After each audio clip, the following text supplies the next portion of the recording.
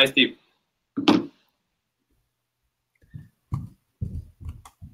Good evening, everybody. It's Steve with Real Progressives. We have an awesome opportunity tonight. We're going to be spending an evening with Fadhel Kaboub of the Binzagr Institute. Fadhel is in Akron, Ohio tonight. He is being hosted by Andrew, John, and I can't see the rest of this. I'm so sorry. But Fadhel is going to be speaking about an affordable job guarantee program. We're hoping you guys enjoy the show. In the meantime, let me bring on Fadhel. Fadhel, welcome to Real Progressive, sir. Hi, good evening. So tell us a little bit about what this presentation is going to be about tonight. So a few weeks ago, I got an email from Michelle, a friend of Real Progressives here in Akron, Ohio, and asked me if I'm available to give a brief presentation on the job guarantee on MMT, and said, of course, why not? So here we are. So today I'll be introducing some of the basic principles of MMT as a way of responding to the usual critics who say we can't afford healthcare, we can't afford this, we can't afford that.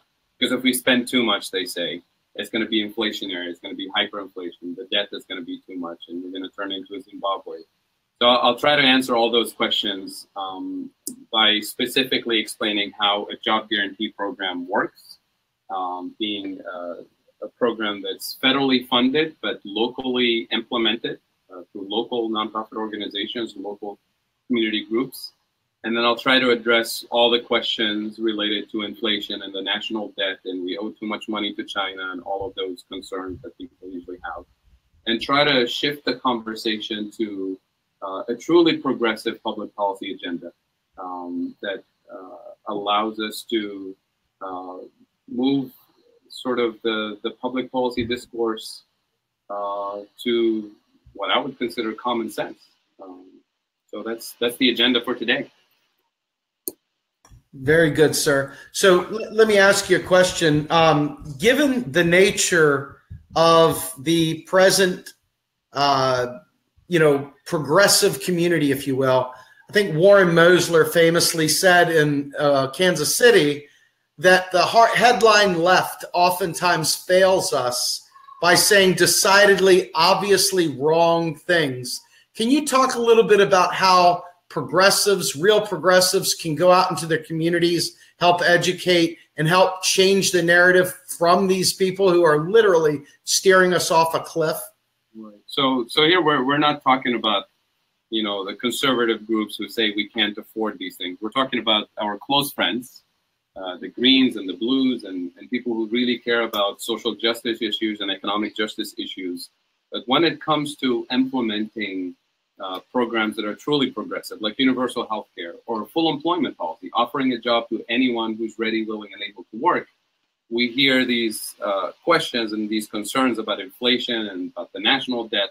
And usually their solution to this is to say, well, the government is just like anybody else, just like a company, just like a household that needs to raise revenues in order to pay for all of these progressive programs. So we need to raise revenues through taxing the rich, or taxing pollution, or taxing gambling, or taxing, all kinds of bad things that we want to tax away, that we want to tax out of existence. And so the whole discourse from this perspective is always about the government needing to raise revenues in order to spend. Otherwise, we can't afford these things. And sometimes it's really frustrating when it's about serious life and death type of issues where you hear some of my progressive friends back in the day during the Iraq War, they say, well, the war is too expensive, we can't afford it, therefore we shouldn't go. And I'm like, you're opposing the war because it's too expensive, so if it's cheap, we should do it? Or like now people say that the Trump border wall is too expensive, we shouldn't build it. You shouldn't oppose it because it's too expensive, you should oppose it based on moral principles, based on truly progressive standpoints. So that's really where the difficulty is with some of our progressive friends, is that they worry about paying for things because they're stuck in the same old approach to money and banking that the mainstream is promoting. And what MMT does, it truly liberates us from that conservative way of thinking about public finance and budgets. And the one thing that I'll ask the audience, and I'll ask our friends to keep in mind when we think about public finance, is to keep in mind that the federal government, not the local, state, and municipalities, the federal government and only the federal government of the U.S. is the issuer of the currency. And as a result, it operates in a completely different universe when it comes to finances. And then the rest of us, you and I, households, firms, nonprofits, states, municipalities, local village councils, all of these other organizations are users of the currency.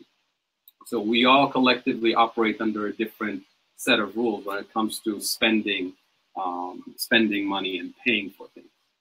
So that's one of the things that I'd like to elaborate on in today's conversation. If it's the only thing that people are going to take away from this session, is this clear distinction that sets the federal government apart from the rest of us. And then learning that this is not a privilege that we should let the federal government, take and run away with, because, this is the whole thing about democracy. It should be participatory democracy. So we should set an agenda. We should set a list of priorities that the sovereign issuer of the currency should address to fight climate change, to provide jobs, to fight inequality, all of these things in a truly democratic, participatory way. Because the government can also use that power to invade our neighbors and to, build weapons of mass destruction or whatever. And if that's what society wants, then we should sign on to it. But if it's not part of the priorities, then we should state it. And this is what a democracy is about.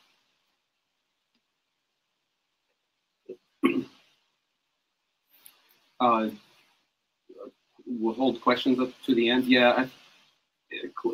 So the audience is asking if we should do questions throughout the session or questions at the end.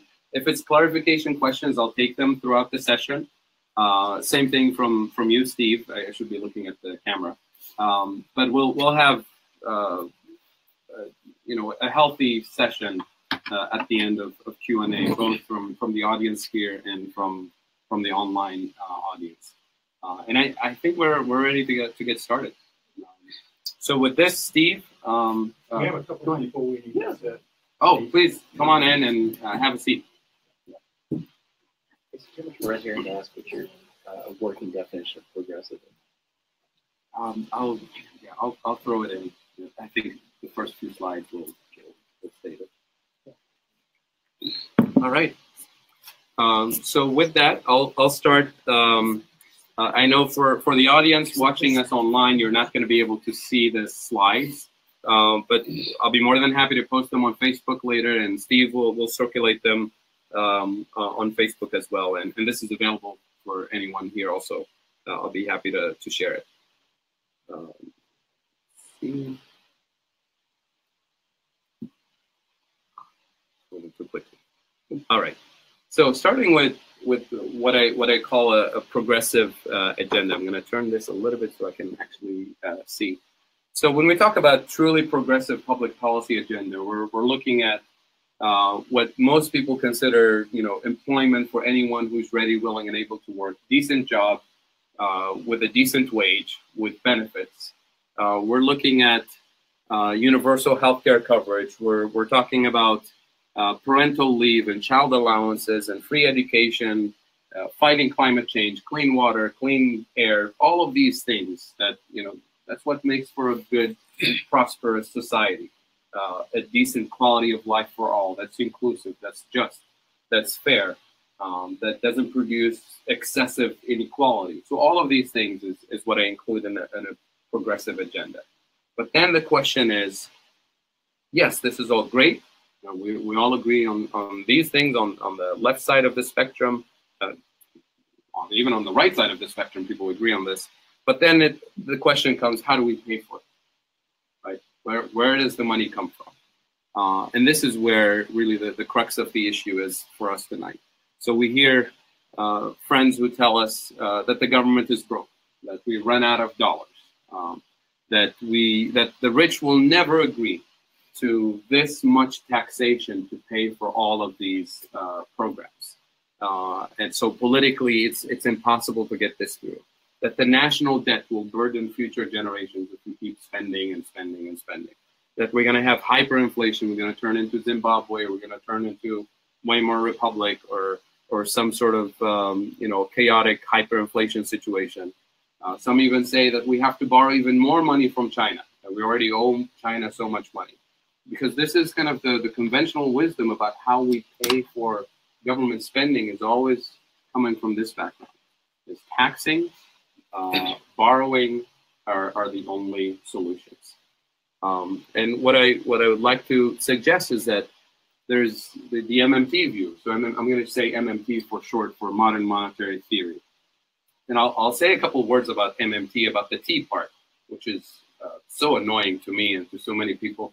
The T stands for theory, and the label MMT was not invented by any of the academics that are behind the MMT framework and the job guarantee framework. This was labeled by a blogger who just picked it up, and the hashtag took off like wildfires. So we just stuck with it because that's what everybody knows it as MMT. But in the economics literature, there's a long history of this kind of framework, sometimes referred to as functional finance, sometimes referred to as chartalism. So there's at least 100 years worth of research in this area under different labels. But when the MMT label came on the scene, that's what took off. So that's what we're working with, because the public knows it, the media knows it now, and a lot of people refer to it. So what I would like to suggest is that the MMT framework allows us to answer that question. How do you pay for it without causing inflation, without breaking public finances, without creating chaos? And that it sounds too good to be true, that we can afford all of these things without causing inflation, without causing any economic instability. And that's what turns people off at first. They say, this can't be right. This is too good to be true. And I'll answer that concern in this slide with a little bit of historical background. So there's two views on money. The MMT view, which I'll discuss in detail today, but I'll start with the mainstream view, the dominant view, that dominates every single textbook in economics. That even if you studied a little bit of economics in grade school or middle school or high school, this is the standard story that you're told. And this is the story that everyone in the general public sort of believes in. So the story goes this way. First, there was no money. There was a barter system. And then the barter system became very inconvenient, because you have to have what I want, and I have to have exactly what you want in the right quantities at the right time so we can actually exchange.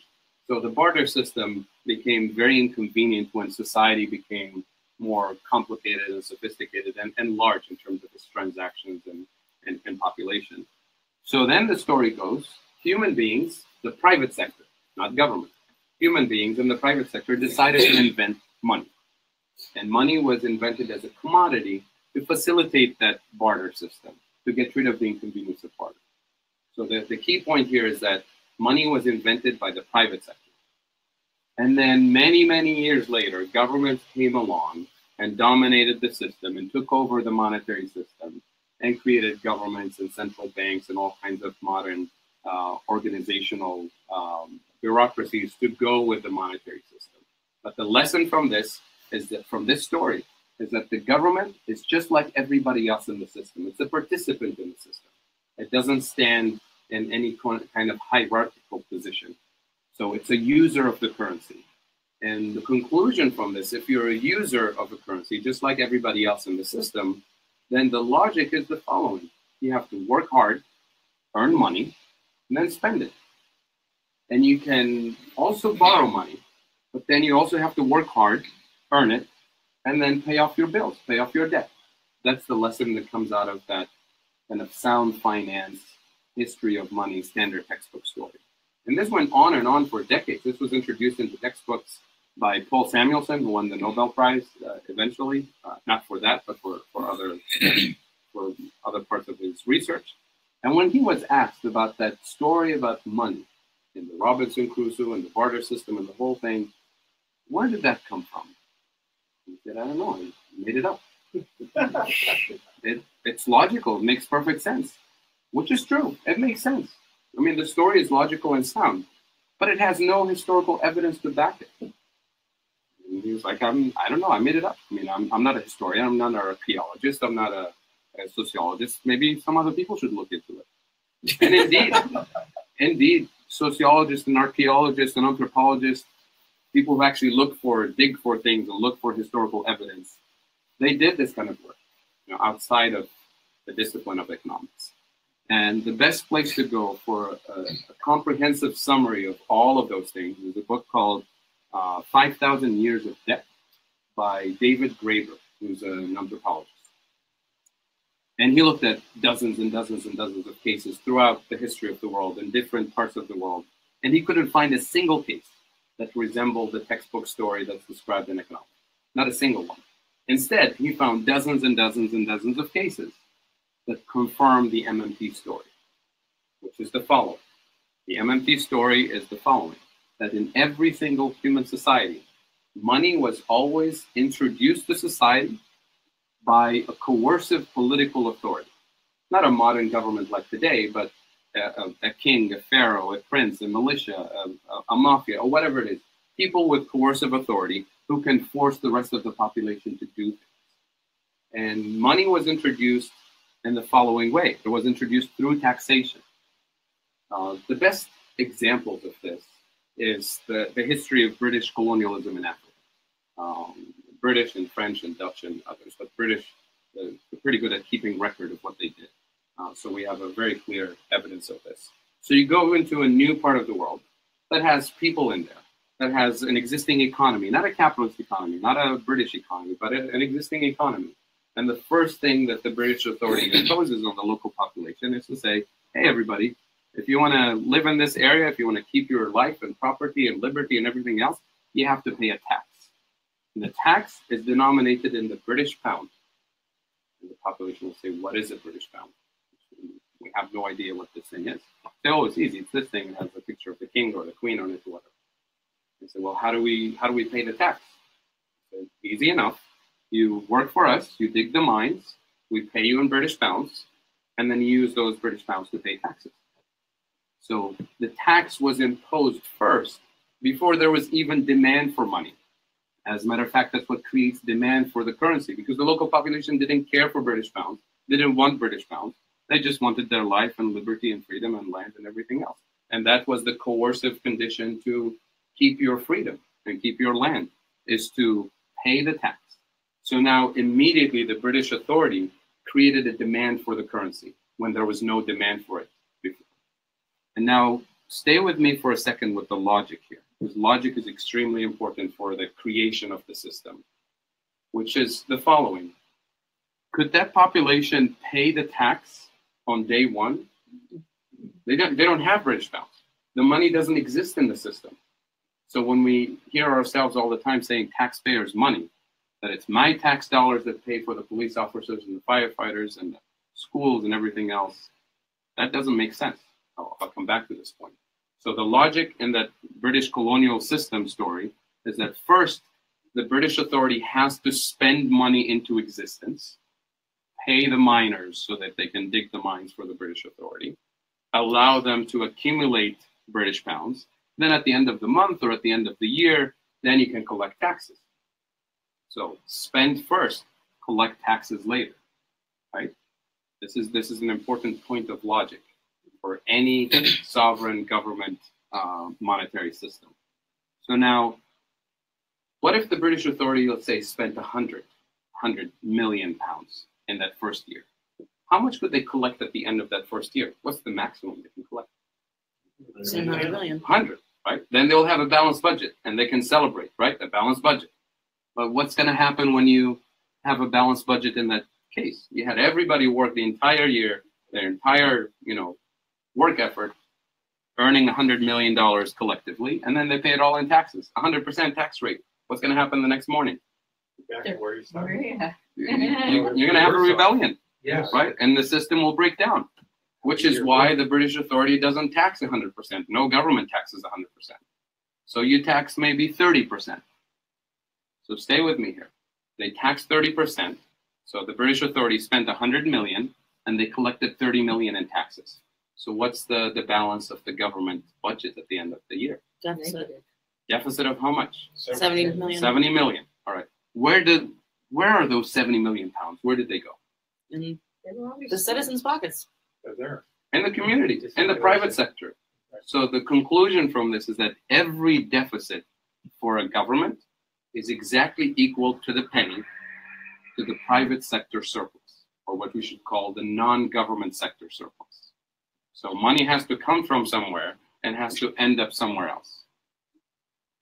So when you hear a politician today say, vote for me and I'll, pay off the deficit and reduce the deficit, translate that with this logic that I just explained, that politician is saying, vote for me and I'll make sure you, the private sector, run a deficit. Because it has to add up. It's a mirror image. I'll show you the data for the entire history of the United States. So this is where the distinction between issuer of the currency, which is the federal government or the British authority in this example, and then the users of the currency, the rest of us.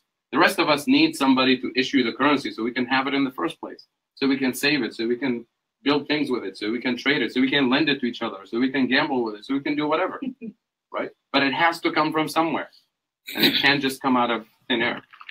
So the rest of us, the participants in the economy, the users of the currency, operate under a completely different set of financial principles than the issuer of the currency. So it's not about good or bad, right? It's not about saying that government deficits are good or government deficits are bad. It's not even about good or bad. It's about simple accounting logic, right? The money has to come from some authority. And there's no other authority that can issue the British pound or the US dollar. I mean, it's counterfeit. And that's where the coercive authority of the government comes in. If anybody tries to counterfeit money, you spend a lot of the rest of your life in jail, pretty much. So it's an exclusive monopoly of the sovereign authority, right? And that sovereign authority can be a dictatorship, can be a democracy, can be a church, can be anything.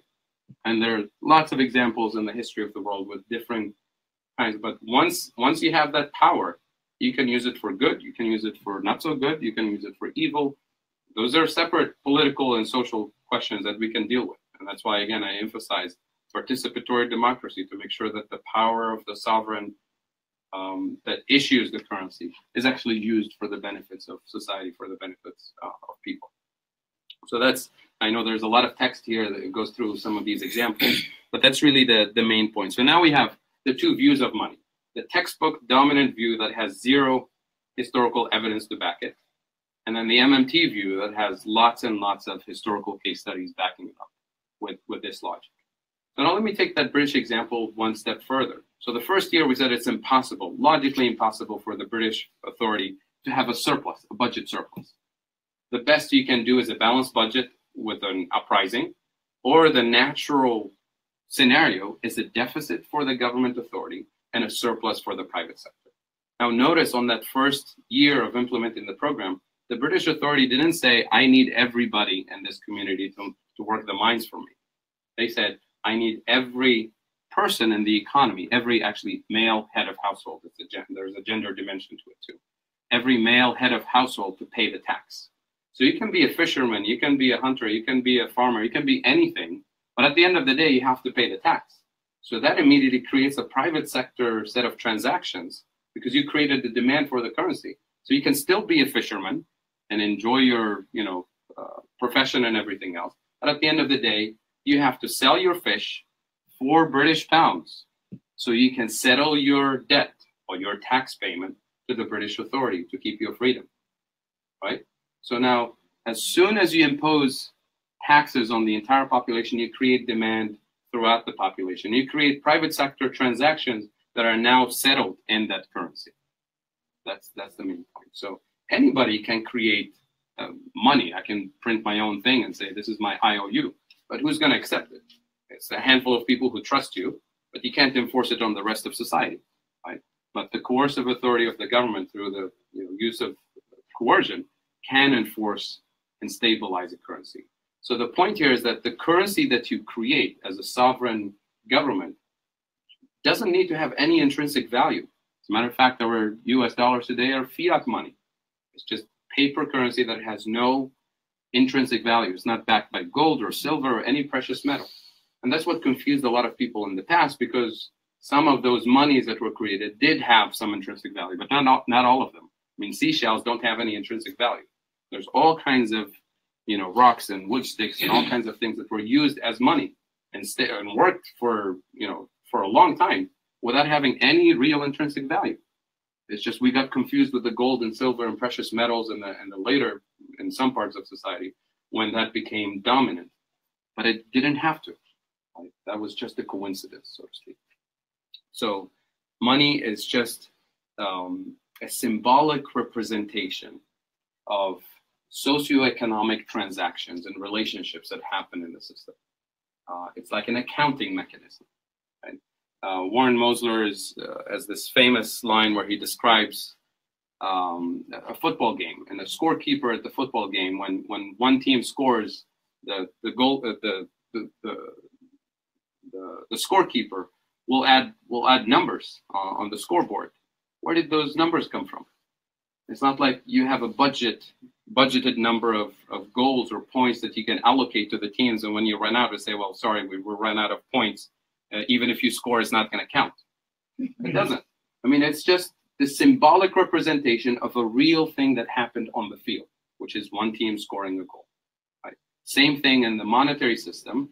The monetary system is a way of keeping scores, keeping tracks of, XYZ delivered goods and services to another entity, and that's represented by X number of units. And that's the physical representation of that transaction is the paper currency or the physical coins that keep track. Think of those as receipts that keep track of those transactions. And that's the part that to this day, people know we don't have a gold standard. We don't have any of this. People still think, but wait, there has to be some real value behind money, some sort of gold, some sort of silver. Even when the discussion about the platinum coin emerged a few years ago, people thought that the $1 trillion coin will have to be this massive quantity of platinum. When it doesn't, it can be just a regular coin. You just inscribe on it 1 trillion instead of $1. It doesn't make a difference. Right? It's just a symbolic representation. And I can come back to the $1 trillion coin later if people are interested. But the point here is that we have a different way of understanding the logic of the monetary system. Now, in year 2 of that British colonial system, the government is probably going to have another deficit and another deficit for the next 50 years. All of those deficits add up to what we call the national debt. The national debt is the summation of all the previous deficits that we accumulated. What's the equivalent of all of those deficits when they add up? Private sector. Private sector surpluses that accumulated over the years. That's the wealth that circulates in the private sector. It's a one-to-one relationship. It's a mirror image. It can't be any other way. So after 50 years or 100 years, you can think of the British authority for 1 year, let's say year 100. For that 1 year, they can spend 500 million and tax 550. Where does the 550 come from? Private sector. So the surplus in the year 100 is possible because we've accumulated so much wealth in the private sector. So for 1 year, maybe for 2 years, maybe for 3 years back to back. But essentially what you're doing, if you run a surplus after a surplus after a surplus, you're forcing the private sector into running a deficit after a deficit after deficit, and you're shrinking the wealth in the private sector. Which is why in the history of the world, every country that tried to run surpluses, they usually succeed for a couple of years back to back, 3 years maybe back to back, and then they immediately fall into a recession, a major recession. In the history of the US, I think we have 5 or 6 instances before the Great Depression where Congress very aggressively tried to pay off the national debt and balance the budget and do all of that. Each one of those instances was followed by a Great Depression. The last time was 1929, the Great Depression. The Clinton surplus years, same thing, led to what most people think of the Bush recession. It was really a Clinton recession. I mean, this is not a political statement about Clinton or Bush. This is just a question of logic, where the balance of the economy went. When Clinton was running the massive surpluses in the mid-90s, that's when the private sector, households in particular, were running the largest deficits in the history of U.S. Household consumer debt. And that's what slowed down the economy, because if consumers have so much debt, they will not have as much access to credit beyond a certain point. So they'll slow down consumption. When consumers slow down consumption, and notice the US, 70% of GDP is consumer spending. So even when consumers slow down a little bit, we have a recession. And that's exactly what happened in the 2000s. When you say private sector, though, are you just talking about the American private sector? And the reason I ask is, obviously, we have debt to foreign entities. That's coming in the next one. So in the British example, I talk about private sector. I'm excluding the foreign sector, but I'm bringing it in the next couple of slides, I think. It's moving. Is it responding slowly or?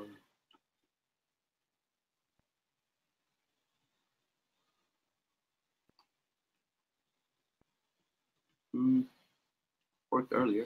It's thinking about it. It's not even moving here. Well, I can sort of see the next slide, so I can start talking about it, but for some reason it froze. There we go. There you go. So I'm clicking this. All right. That's too fast. All right. So what I try to highlight from this MMT perspective is the importance of the sovereignty of the federal government, say in the United States, or sovereignty of a government in general. So let's get the definition clear. What I mean by financial sovereignty or monetary sovereignty. It's a government that enjoys these four basic features. Number one, it's a government that prints its own currency, which is pretty straightforward. Most countries in the world can do this. Number two, it's a government that collects taxes in that same currency. In the US, we collect taxes in US dollars and only in US dollars. You can't pay your taxes in any other currency. So that's also easy. Number three is extremely important, is when a government only issues debt or issues bonds that are denominated in its own currency. So the entire US debt, government debt, is denominated in US dollars, not in Japanese yen or Chinese currency or any foreign currency. And that's not the case for developing countries, which I will not talk about today. But so if you lose that, if you start borrowing and promise to pay in foreign currencies, then you've lost part of your financial sovereignty. Then the rest of the story that I'm describing today is going to be very difficult to achieve. But that's not the case in the US. The entire debt stock is in US dollars. And number four is to adopt a flexible exchange rate regime. So essentially not to set a fixed exchange rate like during the gold standard years where the dollar was fixed to gold, or some countries fix their currency to the dollar or to the yen or to the euro. In that case, you limit yourself because you constantly have to work towards keeping that exchange rate stable. So you spend a lot of money in that direction as opposed to doing other good things in society. So all of these conditions apply in the US. They apply in Japan, they apply in the UK, in Canada, in Australia. There's a bunch of countries that have full financial sovereignty. So what I introduce in the next slide is sort of a spectrum where you have a set of countries that have full financial sovereignty, and then you have countries that have lost some of their financial sovereignty because they borrowed in foreign currency or because they have a fixed exchange rate. And then on the far end of the spectrum, you have countries that have completely lost their entire currency system. So you think of countries that completely dollarized their economy and completely use the US dollar. So they have no fiscal and monetary authority. You can think of the Eurozone countries, the countries that use the euro. They too have lost their monetary sovereignty because they're giving it up to the European Central Bank. So they can't print their own currency. They tax in a foreign currency. Technically, the euro is not their national currency. And they have, so they've lost quite a bit of policy space. And the point that I want to highlight here one more time is the difference between issuers of the currency and users of the currency. So the issuer of the currency, the federal government, the rest of us are the users of the currency. And this is the spectrum that I was talking about. So in today's presentation, I'm exclusively talking about countries that have full financial sovereignty, like the United States. So I don't want to go into details about developing countries or the euro. We can have a whole discussion about that another day. So to highlight some of the key points from the MMT perspective here, in just a few bullet points, a sovereign government spends money into existence. Remember the example of the British colonial authority. So a sovereign government doesn't need to tax first in order to spend, right? You and I need to work hard and earn an income first so we can spend it, right? You and I can also borrow from a bank or from a friend up to a limit, up to a point. But then the bank will say, hey, you can't keep borrowing. You need to work hard, earn it, pay it off to keep going, right? So that's the users of the currency. Here I'm talking the sovereign government creates money by spending it into existence. Government spending comes first, taxes come later. So this completely challenges our usual way of thinking about taxpayers' money. We say my tax dollars pay for the war and for the infrastructure, for the schools and for all of these things. So the MMT challenges that whole logic. What's working now? So logically, taxes do not and cannot finance government spending. And this is the most difficult pill to swallow for most people, because we've been fed that whole concept of money that I described in the beginning that has no historical evidence to back it, right? And the reason why this idea that the government needs to tax to spend, because we usually think as individuals, we usually think of finances from a personal perspective. How do I do it at home? How does my company do it? Well, of course, it makes sense. If I have to work hard and earn it before I spend it and have to spend responsibly, if I have to borrow responsibly and pay off my debt before I can move on, then my government should do the same. That's where the logic comes from. It's just the intuition is there all the time. And politicians capitalize on this. Even the politicians who understand it, at the end of the day, when they're running for office, they say, well, if everybody thinks this way, I better say it the same way so they can make sense of it. And that keeps, feeding that same mythology about how federal government spending works. So that's why I keep saying this is the most difficult pill to swallow. But I swallowed it and I'm fine. A lot of people swallowed it and they're fine. You're actually healthier when you do. And once again, fiat money has no intrinsic value. There's no gold, there's no silver, there's no platinum to back up the system. What backs the fiat currency system is the authority of the sovereign government to enforce the system and to keep the system stable. And it's really the tax liability that gives money its actual value. So remember the case of the British authority when they showed up, and if they could have, thrown British pounds left and right and nobody would care to pick them up.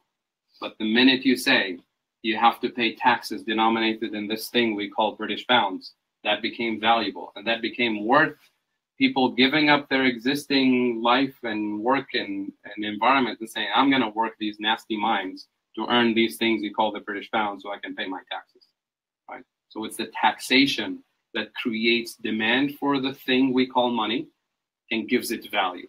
Otherwise, nobody would care to use it. It's a worthless piece of paper or coin. It doesn't have to have any intrinsic value. And this is the example that I mentioned earlier for the British authority. So this picture here, I know it's probably small on the screen. For those who are watching online, I'm showing the 3 sector balances that many people are familiar with. This is for the picture for the United States. So when I said a deficit for the government is the exact equivalent of the non-government sector surplus, this is what I'm referring to. So what is the non-government sector? It's the private sector, firms and households, but also the foreign sector, the rest of the world. So think of this as the United States federal government on one side, and then the rest of us on the other side of the equation. So the rest of us, some of us are in the private sector here in the US, and that's represented by the blue lines. The blue bars are the US private sector. That's both households and firms put together. That's the blue lines. The red bars are the government sector balance. So notice the US federal government is mostly in deficit, historically. Here's the little Clinton surpluses right there in the 90s, right? A little above zero. So that's government surpluses. And then the green bars represent the rest of the world, the foreign sector, right? So notice this is the zero axis. That's the 0 point. And these are the percentage of GDP, the numbers here. So if I take this picture and fold it at the 0 axis, it folds perfectly. It's a mirror image, but nothing gets lost when it comes to this. So if a dollar is leaving the government sector, the US government sector as a deficit here, it must be going either to the private sector, to households or firms, or going to somebody outside the system, to the rest of the world. So the numbers always add up. This is the most basic macroeconomic identity, accounting identity. And accounting identity means it's true by definition. It's not a theory, right? And so I'll give you an example. Notice the green bars, which is the foreign sector, so the rest of the world. The foreign sector before the 1970s used to have, the green bars used to be at the bottom, right? So the foreign sector used to have a deficit with the US, which means the US used to have a trade surplus with the rest of the world. And then by the early mid-70s, the US started to accumulate trade deficits against the rest of the world. So we started importing more from the rest of the world than what we export. And you notice the green bars all the way to this day are always positive. So the rest of the world has a surplus, trade surplus with the US, which means we, the US, have a trade deficit with the rest of the world. And the numbers always add up. So if you take this big government deficit here, the red bar that's in deficit right here, it's offset to the penny by a surplus in the private sector and a surplus for the rest of the world, right? So let's say you're a president or a senator, and you want to do something about this because you don't like it, right? Because you don't like the government deficit. So you're going to take these big red bars and shrink them to 0 to balance the budget. The mirror image will always have to fold at the 0 axis. So if I take the red bar and shrink it to 0, what else has to adjust from the top? Foreign sector and the private sector. One or the other or both together, right? They have to adjust evenly. So if I reduce the size of this government deficit, I have to force the rest of the picture to shrink from the top. And how quickly you think our trade deficit is going to shrink given the current infrastructure, production infrastructure in the US? Can we do it overnight? It's not, we have to reindustrialize somehow, right? So forget about the green bars adjusting significantly. What's going to shrink? It's going to be the blue bars. It's going to be the private sector in the US shrinking its surplus. And when we say the private sector, keep in mind it's firms and households. Now, can firms go into deficits and continue to exist?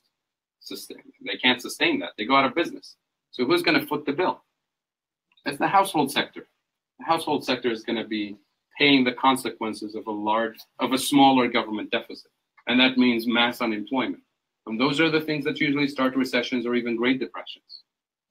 Is when sovereign governments don't recognize the importance of the role they play in the system, and they start to play their finances in the same way that I do at home, or that companies do in their offices, by trying to balance the books and run surpluses. It just doesn't work that way. I can show you hundreds of pictures like this for every single country in the world going back, and this starts in the 1950s. But this is true for any country, anywhere in the world. This is not just a US picture. Yes, please. Is the green bar, it's hard to tell from here, is it on top of the blue bar or is it like a separate line? So it's on top of the blue bar. Okay. Yeah, so it adds up.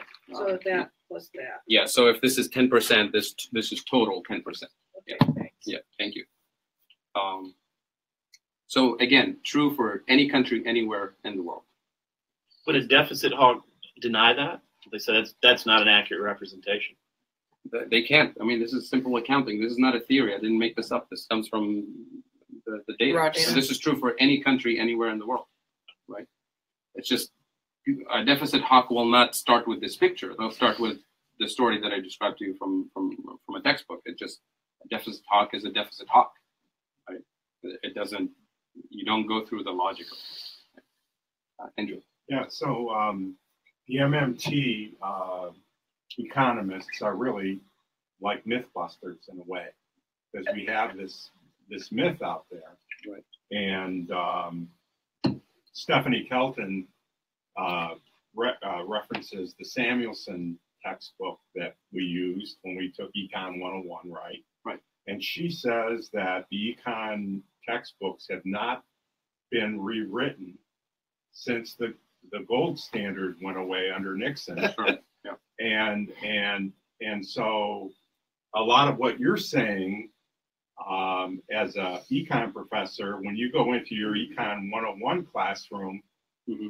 how do you do this? Oh, I don't use a textbook. So the Samuelson Bible is going Sure. away. Yeah.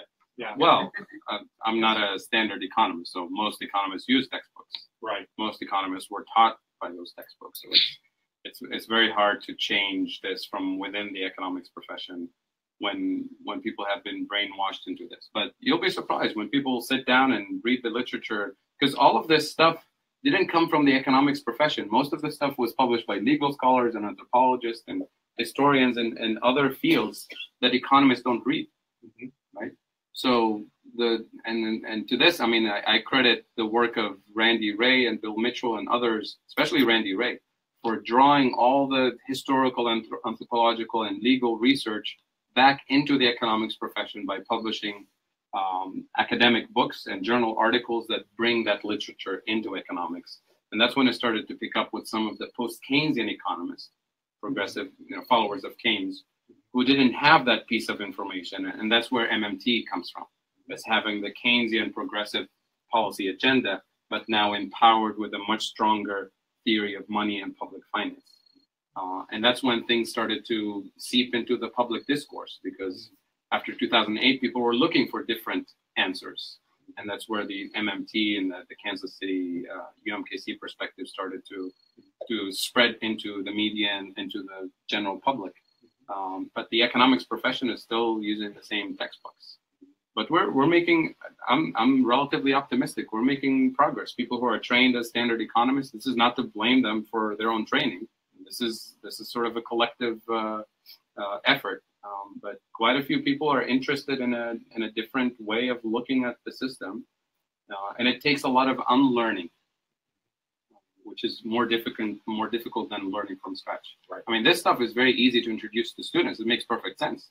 But then they say, well, if this is so, why isn't the rest of the world understanding this? This makes perfect sense. There's evidence to back it. Say, well, it took me, 2 or 3 hours to introduce this in class, and we read a couple of things. And how can I introduce this as a political candidate in a soundbite in a debate? You say, Mr. or Mrs. Presidential candidate, what's your view on the deficit? 60 seconds. What are you going to say? Yeah. I mean, even the little introduction that I did now, it took us, 30 minutes to get into this point. And we haven't covered all the issues of inflation and debt and everything. We're scratching the surface. And it's just the public discourse when it comes to political debates is just not conducive to this kind of engagement. And if you're a candidate and you say, well, I have a program to create jobs for everyone, it's not going to cause inflation, wait for the attacks the next morning or right on the spot from conservative groups and even progressive groups. Right? So the lesson from this, accounting identities that the government balance, so either a budget surplus or a deficit, plus a private sector balance, so private sector is firms and households, plus the foreign sector balance always adds to zero, meaning that picture always folds at the zero axis. This is a universal accounting identity. In the case of the US these days, not before the 70s, this is what it translates to in plain English: a government deficit plus a private sector surplus plus a US trade deficit, meaning a surplus for the foreign sector, always adds up to zero. Right? And this is our current situation in the United States. This did something weird. Okay, went backwards. All right, so a little bit more on MMT, just to focus on a couple of specific points. So there's only one way for money to enter the system. It's when the government spends it. That's a point of logic that I think is established by now. But then there are two ways for money to leave the system.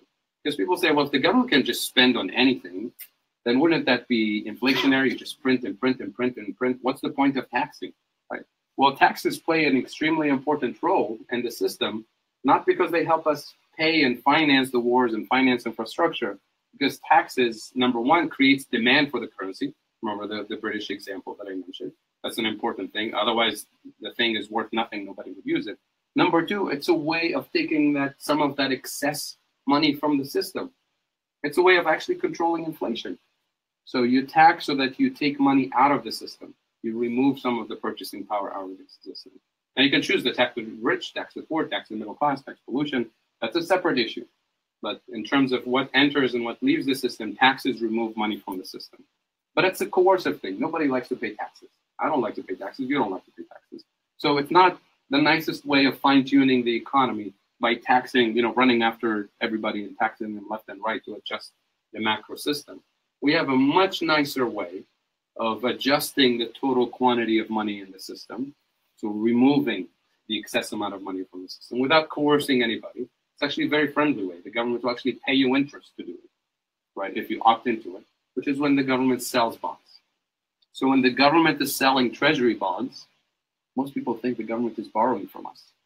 Now we're back into that same textbook story. The government doesn't need to borrow its own money.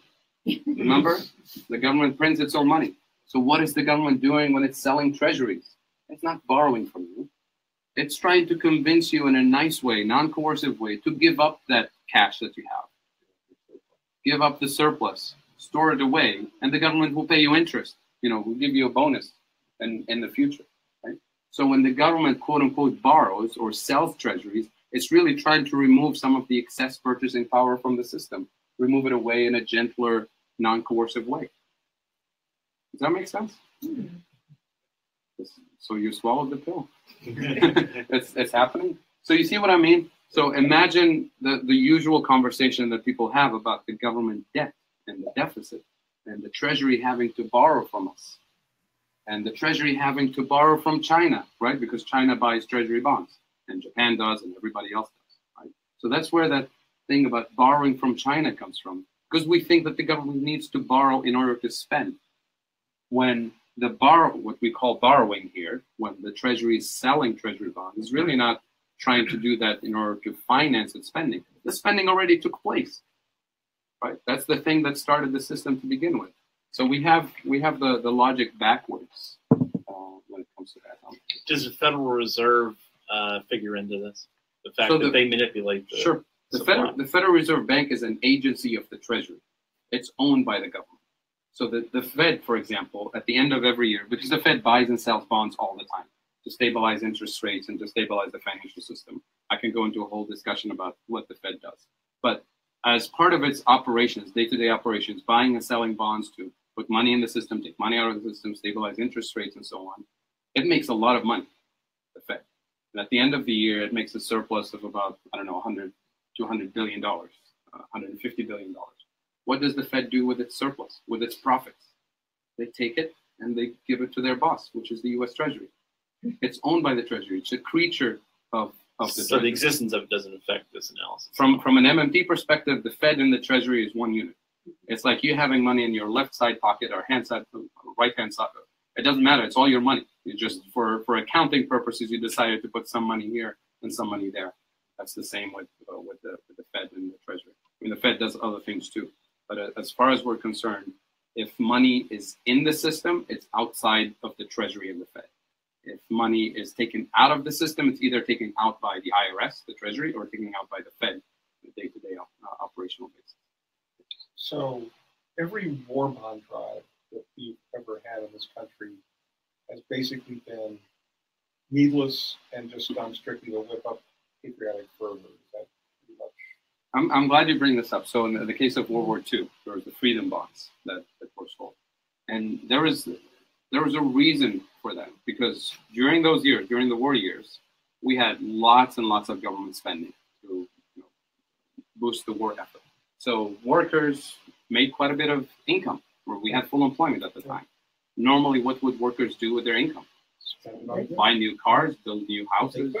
They couldn't because GM and Ford and everybody else, they stopped producing cars, right? They're building tanks and airplanes. There were no new homes. There was no new output produced for consumers. So if those workers started going on a shopping spree, we would have had inflation, because inflation happens when you have purchasing power, when you have demand for houses, demand for cars and you don't have the productive capacity to meet it, right? So it's not the fact that there was too much money, the fact that there was a productive capacity to meet the demand. So as a way of convincing good patriotic citizens to support the war effort, we ask people to postpone their consumption until after the war. So that's what so there's the media campaign about the war effort was part of, but it also fed the logic of, you know, help us finance the war. The war started and ended without anybody having to finance it, because it was, the government didn't ask anybody if we can afford it. We were in the middle of the Great Depression, right? If they ask anybody, they'll say, no, stay out of it. We can't afford it. We're starving here, right? So the financing of the war already happened, but the public illusion about it, you know, worked in the backwards way. And that's how those freedom bonds and liberty bonds, whatever they were called, were sold. But it was really a decision by the government to ask the population, and not in a coercive way. Remember, in a gentle way. It says, I'll pay you interest if you postpone consumption until after the war.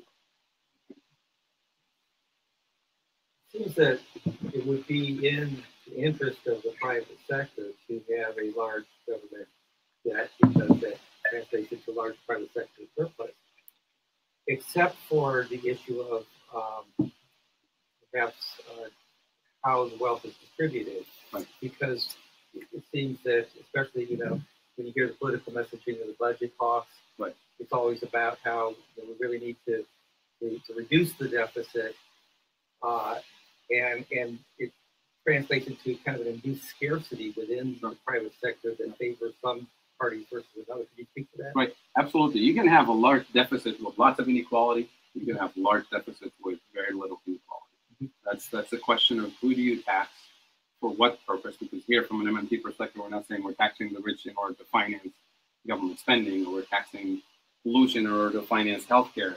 Well, if we tax pollution in order to finance healthcare, if we're actually successful at getting rid of the entire source of pollution, then how do we finance healthcare? Right? It just doesn't. It's a self-defeating argument. If we tax speculation away in order to finance education, then how do we finance education? Then we want to encourage speculation so we can have schools. That logic doesn't work. So it's like using the tobacco tax to finance cigarette, stopping cigarette smoking. Right. Yeah, it's schizophrenia, right? It's really not having schizophrenia in economics, in terms of thinking about how these things work. But again, to your point, the inequality issue is a whole other issue. So from an MMT perspective, inequality is not a good thing for society to begin with. It's not a good thing for the economy to begin with. So we should tax the rich to get rid of inequality for the sake of eliminating that source of social anxiety and economic maldistribution, not because we need their money to fund things. So that's a political, social decision, not a financial, operational decision. Right? The financing comes like any other financing comes when it comes to the federal government. We decide this is a good thing to spend on, and everybody agrees it's productive, it's healthy, it's good for society. We spend on it, right? And we spend in a way that improves quality of life, and we spend in a way that allows different groups within the nation to rise equally in terms of quality of life and access to opportunities and so on. So when people talk about redistribution, it's too late to redistribute. You want to pre-distribute. As you spend, you pre-distribute money in the areas that are needed. Because if you keep just distributing money the same way, you spend money the same way you do it, it's going to trickle up the same way it's been trickling up. Right? So the taxing the rich part and taxing pollution part, those should be viewed as a separate social and political, ecological issues, not as a way of financing whatever progressive agenda we want to finance. I think I'll come back to it in a little bit as well. Let me see if there's other thing. So I talked about bond sales and government borrowing, and I think I've covered this. So the key point there at the bottom, I don't know if you can see it in the back, but I'm going to read it one more time because this is really the core of what a progressive policy agenda should be like, and it addresses the issue of inflation. It's embedded into it. So for a financially sovereign government, anything that is affordable in real terms, real physical terms, meaning if we have the resources, physical resources, if we have the know-how, if we have the technology, If it's affordable in those terms, then it's also affordable financially. Not for you and I, but for a sovereign government, financially sovereign government. So in the US, if we have the productive capacity, the know-how, the physical resources to do things, we shouldn't say we can't afford it financially. But the deficit hawks will say we can't afford it unless we borrow from other people. But from an MMT perspective, we know how to do it. We have the physical resources, especially if we have the unemployed physical resources, unemployed labor to actually build these things. Then it's affordable and it's not inflationary. Here's where inflation comes in. If we start spending massively on certain areas of the economy, let's say the entire construction industry in the US is at full employment. All the major construction companies have all the skilled workers that do the work, all the machinery and trucks and cement and gravel, all of it is fully employed doing things in the private sector and for municipalities. Then the federal government says, you know what, we need to build a 6-lane new highway across the country, or even smaller than that. Where are we going to get the physical resources, the skilled labor, the machinery to build it? The only way to do it is to hire workers and hire resources away from existing projects. And the only way you're going to do it is by bidding up the price. And that's where inflation comes in. When you're trying to add demand in areas of the economy that is already fully employed. So the spending needs to be targeted in areas that have excess productive capacity, machinery and resources, and labor. And we direct those resources in areas that increase quality of life and improve productivity and add to our productive capacity. That's the key difference. So the critics of MMT, they say, oh, you want to spend unlimited amounts and cause inflation. They're not listening. They're not reading the details. And most of the time they have the story backwards anyway. The fighting on Twitter is pretty funny. Yeah, I mean, trying to argue this with 140 characters, it can't be done. I mean, it's pretty done. But it's not conducive.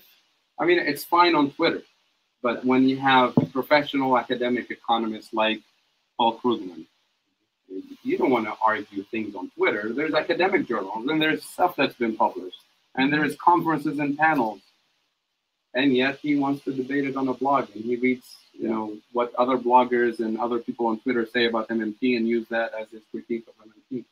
That's, I'll just leave it at that. As progressives, we want to move the conversation. We want to help the economists, move the conversation forward. Yeah, I'm debating this thing about economists. Mm-hmm. So it's I've been energized and excited about the number of people in the general public, people from all walks of life who really understand MMT fully as non-economists, some key figures in the media, some policymakers behind closed doors too.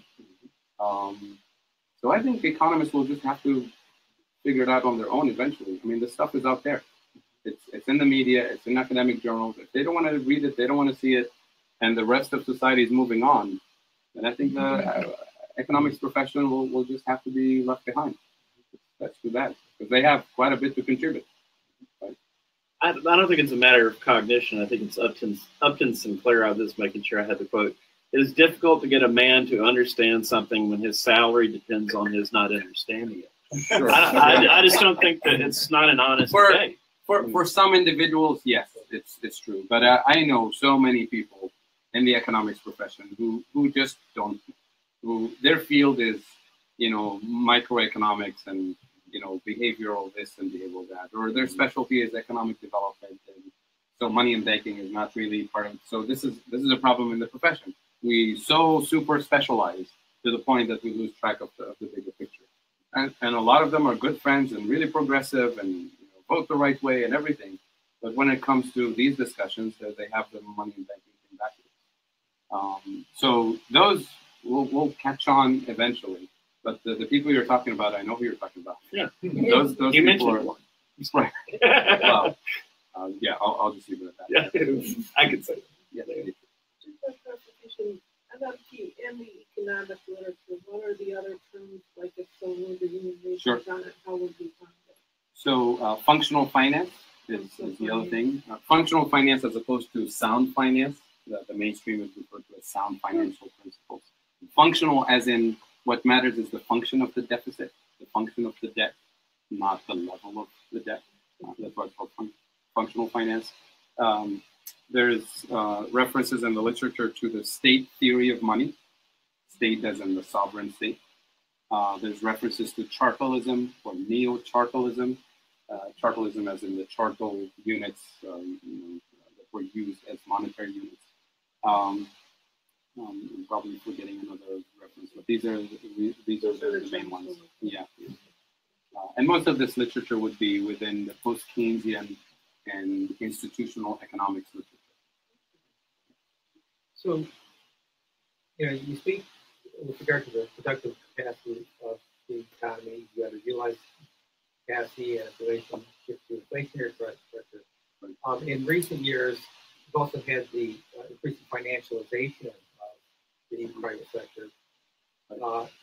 And Joseph Stiglitz would call it, the rise of rent-seeking activity. Right. And at the same time, we have all this underutilized infrastructure. We have, growing poverty and so forth, growing wealth inequality, which looks a lot like underutilized capacity, underutilized potential within the economy.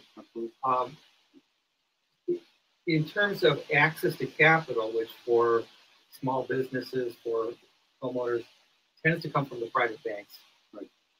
And from within that, and even if there's a bailout, a lot of it goes to, as we saw, to the banks, to the CEOs, and so forth. So, so my question is, how has this growth of non-productive concentration of wealth, right, through moving a lot of the economy into the financial sector, into just the trading itself, as opposed to productive production of value, how has that affected the capacity of the public sector to be able to balance out and fully utilize productive capacity of the economy?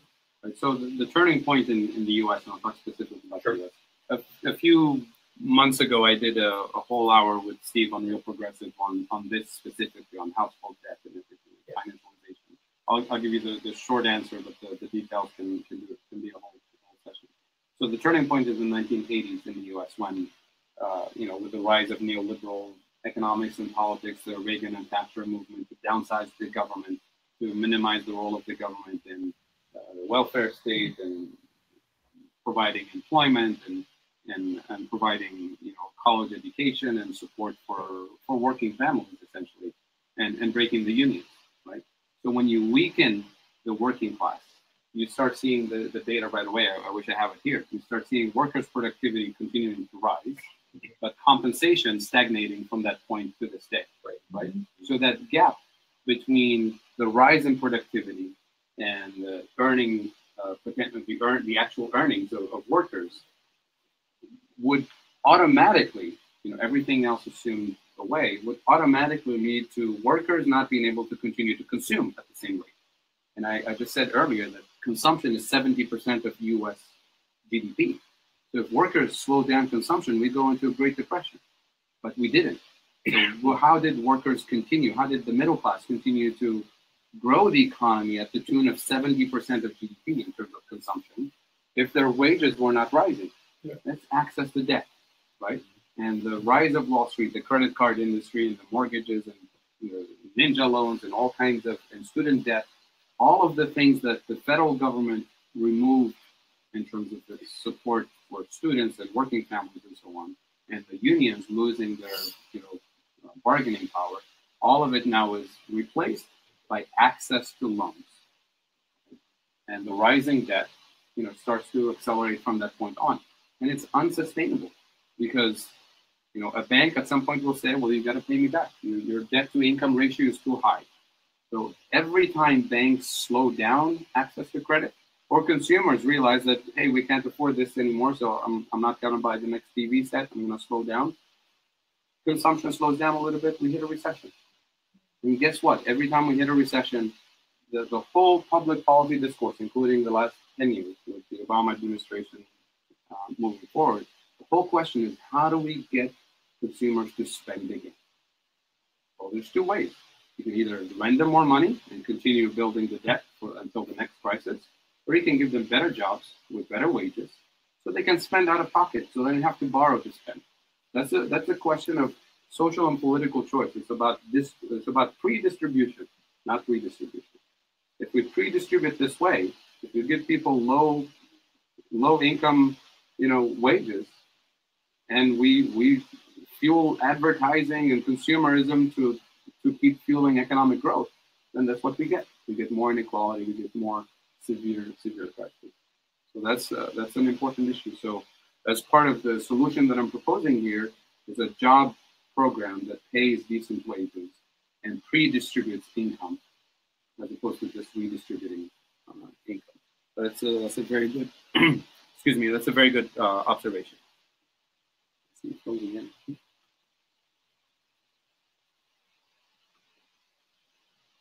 All right, so the job guarantee program. So I'll refer to this as a job guarantee. In the literature, in the economics literature, this idea is not mine, it's not new, it's been around for decades, some even say hundreds of years. It's the idea of the government stepping in as an employer of last resort. Because the capitalist system, left to its own devices, is never capable of producing full employment. Occasionally, by accident, we reach very high levels of employment, but there's nothing that kicks in automatically to keep us at that level. So reaching close to full employment is always accidental. And when you look at the numbers closely, you realize even the highest levels of employment really leaves a lot of people behind, people who are not accounted in the official unemployment numbers. And those tend to be, quote unquote, the code word is the unemployable. Women and minorities and people with disabilities and people with criminal records and people with lower levels of education and skills and experience. These are people who tend to be first to be fired when the economy hits a recession and last to be hired when the economy starts to boom. So there's nothing in capitalism that allows those members of society to be fully integrated into the productive system, fully integrated into society, period. Right? If you're not part of the employment system, you're left out. So the job guarantee is designed specifically to guarantee that everyone who's ready, willing, and able to work can actually work. Right? You can find work in the private sector, you can find work in the mainline government sector, or you can find work in what I'll call the job guarantee sector. Right? I'll describe in detail what this looks like. The mechanics of this, and I'm going to use the phrase that Bill Mitchell, a famous MMT economist, job guarantee economist, uses, which other people use too, which is the idea of a buffer stock. Are you guys familiar with the buffer stock for corn or cotton or wheat? I mean, this is for people who work in agriculture, especially the USDA, they know what a buffer stock is. And this is not just exclusively in the US. Governments around the world have a price stabilization policy to stabilize the price of key commodities, corn and wheat and cotton and coffee in Brazil. And different countries have different sets of commodities. And the idea is very simple. If you allow farmers to produce at full speed, full capacity, they can flood the market with wheat. And what happens when you flood the market with wheat? The price goes down and you ruin the whole business. So that's not good. But you can also have a drought and you have shortage of wheat and the price of wheat will skyrocket. And that's not good for consumers either. So to stabilize these cycles of excess production and droughts and crop failures, the government steps into the system as a buyer of last resort. So they will allow farmers to sell as much as the market is willing to consume, as much as foreign countries are willing to buy, but then the government will buy all the excess surplus and store it away in huge underground caves. They call them caves, huge warehouses, silos, and I've seen some in the Midwest in Kansas City there. You can't even see the end of the tunnel. It's gigantic warehouses. They're stored away. So this way, the government is artificially setting a price floor for the price of corn and the price of wheat so that farmers don't go bankrupt. And if, a few years down the road, there's a crop failure or there's a fire or there's whatever, and farmers are not able to produce enough to supply the local market, prices would normally skyrocket. The government steps in as a seller of last resort to complement whatever the market is providing. In this way, it will keep the price at a maximum level so that it's not creating inflation for consumers. So that's what a buffer stock mechanism is. It's a buffer. It stabilizes prices. It anchors prices. You can say it gets rid of inflation. I want to say it because the reference to inflation. So we do this for all kinds of key commodities. As a matter of fact, the central banks around the world, the Fed, we also stabilize the prices of financial assets. We don't allow the market to crash to zero, but also we don't allow the market to go into massive bubbles. So there's interventions to stabilize prices in the financial system because we believe it's an important feature of the system. Just like corn is important, just like wheat is important. And what Bill Mitchell and other MMT economists are saying, we do this for all kinds of commodities, and it's good. But we're forgetting the most important commodity. People, labor. When people are unemployed, the effective price of labor is zero. It's not the minimum wage. The minimum wage is the legal minimum wage if you work. But if you can't find work, your actual wage is zero. And somehow we allow that to happen to the most important commodity. So the buffer stock idea is to have the government step in as a buyer of last resort for the excess labor that the market is not interested in buying. We're not going to store it away in caves. We're going to use it. We're going to use it in a useful, productive way to build capacity, to improve quality of life, to complement goods and services that the private sector is either not producing, not interested in producing because they're not profitable activities, or it's just not producing in the right quantities in the right locations for the right people. Right? There's uneven distribution of services, unaffordable services for some communities, like childcare and elderly care and things of that nature. And that's where the government as employer of last resort comes in, not to compete with GM and GE and AT&T.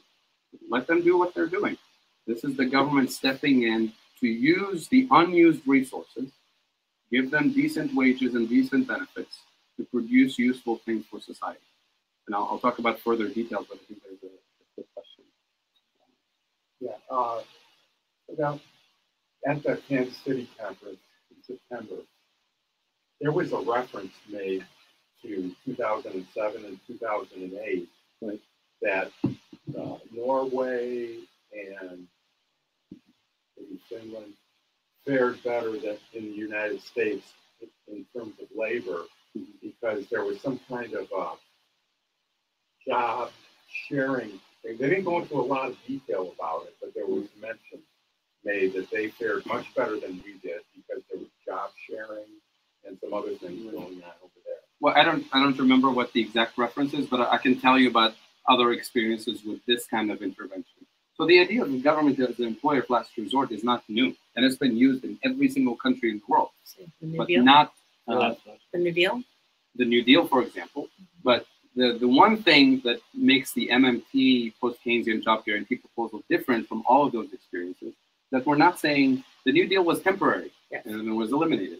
Every single country at some point had some sort of public works program, some sort of intervention that usually happens in times of crisis, Great Depression. It's usually limited to a certain number of people based on a miserable minimum wage, no benefits, and it's temporary. As soon as things go back to quote unquote normal, it's eliminated. Right? And we go back to business as usual, which is millions of people unemployed all the time. Right? So what we're proposing is that this job guarantee program as a permanent feature of capitalism, because capitalism always produces unemployment. So we have this as just like the buffer stock for corn is not temporary, it's permanent. The buffer stock for wheat is permanent. It wouldn't work otherwise. You can't just have a buffer stock every other year. You have to have a permanent program. The same way we have a permanent program to keep people employed. Because this is not just just keeping people employed. I mean, there's tons of studies linking unemployment, especially long-term unemployment, with crime and depression and domestic violence and child abuse and all kinds of social ills and suicide and psychological problems, things that actually cost society so much and real dollars, right? But these things cost money, right? And why not put people who are willing to work, who are looking for it, with whatever level of skills they have, take people as they are, where they are, and do on-the-job training, and people can move up the skill set. Even the private sector, you ask any employer today in the US or any part of the world, you say, would you rather hire somebody who's been unemployed for 2 years We'll hire somebody who's been working in a New Deal type of program for the last 6 months, building skills, showing up on time, productive, showing performance with a recommendation letter from a supervisor. It's a no-brainer. Of course, I hire somebody from this program rather than somebody who's been unemployed for 2 years, has no track record of productivity or anything like that. So even the private sector would benefit from that. Some people in the private sector say, well, you know what? We need unemployment because that's a good threat to our workers because it keeps them disciplined and productive. If anything, who's more of a threat? Somebody who's been unemployed for 2 years or somebody who's working in a New Deal type of program for the last 6 months or a year? Who's more employable? If anything, this represents more of a serious threat to replacing you on the job. Not that this is the way, because once you have a job guarantee, there is no threat of moving into misery, because there is a safety net. Right? So it sets a minimum standard for the labor market in terms of wages and benefits and so on. Would there be wage inflation then? Is that what an employer might complain? So the wage inflation issue. Maybe I should move the slides quickly, but I'm getting to the wage inflation issue. Oh. In the case of the U.S., it's really difficult because we already have such a low minimum wage that to start a job guarantee at the current minimum wage, a poverty wage, should not be on the progressive agenda. I mean, the progressive agenda, number one, is to move the minimum wage to a decent level, to a living wage. And then we start a job guarantee right there. So if you start a job guarantee at a $15 an hour or whatever, that effectively becomes the minimum wage. And just to be clear, I wasn't worried about it. I just thought that's what they would say. Oh, of course. Yeah. Goodness gracious. So I talked about the buffer stock mechanism, taking workers as they are, where they are, on the job training.